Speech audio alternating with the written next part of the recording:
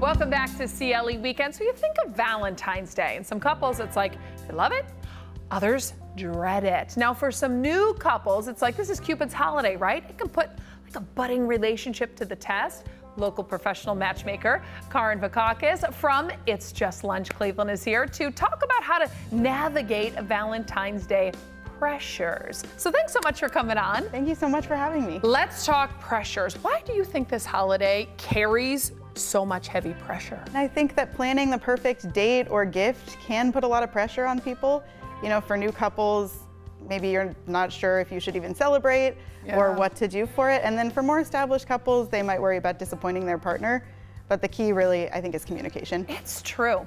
Because I have talked to people, I think, over the years, and it's like, oh, Valentine's Day, like, she doesn't like flowers, so I don't have to get her anything. Like, hi, no, I'm a woman. I know other girls. You have to get her something, like a card, right? So I think you're right. The communication on, like, what your expectations are and maybe what your budget is, it's important. Yeah, and I mean, I understand that it can be a little scary to bring that up, especially in a new relationship, but it's important to have the conversation, and you can keep it lighthearted. I mean, it is supposed to be a fun holiday.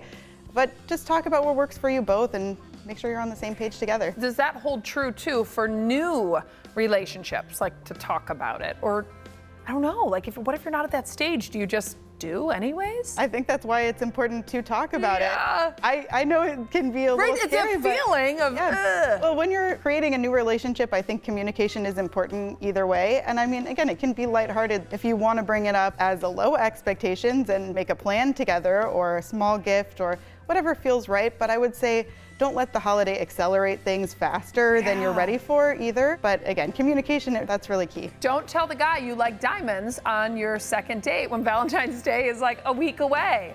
Unless, you know, you really want him to know you want to get married or something like that. How about for couples making it maybe less stressful? What can they do in addition to talking about things? Absolutely. Well, I think it's really important not to compare yourself to other people. It's so easy with social media to do that, but we all know that's just a highlight reel. And everyone's relationship is different too. You know, like you said, some people might want diamonds. Some people might just want a low-key night at home with the person they're dating. Yeah. And so, you know, don't compare yourself. And also, like I mentioned before, take things at your own pace. And if it's not time for you to say I love you just because it's Valentine's Day, don't push it. I think that's a really good point. Also, if you're gonna buy an animal for someone, like a little puppy, make sure they're ready for a puppy and you've kind of, you know, gone through that. What about the singles? Because I think this is a day that's hard. I know like people do these Valentine's Day things now, but how about for singles navigating a holiday? Yeah, again, I can see why, you know, people think that Valentine's Day highlights the fact that they're single, but there are millions of people that are single out there. Yeah. So it's really, I think, a day for self-care, do something that you enjoy, and like you said, maybe spend time with friends. Yeah, something to take your mind off of the fact that, oh, it's this like lovey-dovey day and, you know, you don't have that person. I want to talk to you specifically about It's Just Lunch, because we said you're from It's Just Lunch.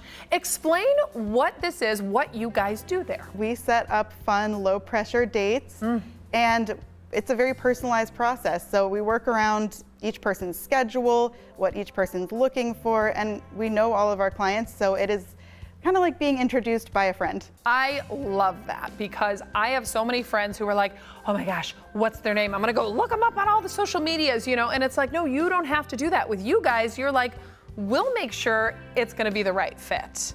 Yes, well, we make sure that there can be potential there, and of course, then chemistry is up to you. Yeah. But I think, you know, when you do look up someone on the internet beforehand, I mean, it can lead to expectations, so the blind dating can be fun. Okay, I think you said it really well. Where can we go, Karin, for more information? Yeah, to find us, you can go to itsjustlunchcleveland.com, and you'll find our contact info there. Wonderful. Well, happy Valentine's Day. Anyone who's out there, you gave good advice, and I've been married to my husband for 9 years. I like diamonds, just so you know. Even though I've got one, I like, you know, diamond earrings, baby. Thank you again. Thank you so I appreciate it. We'll be right back on CLE Weekend.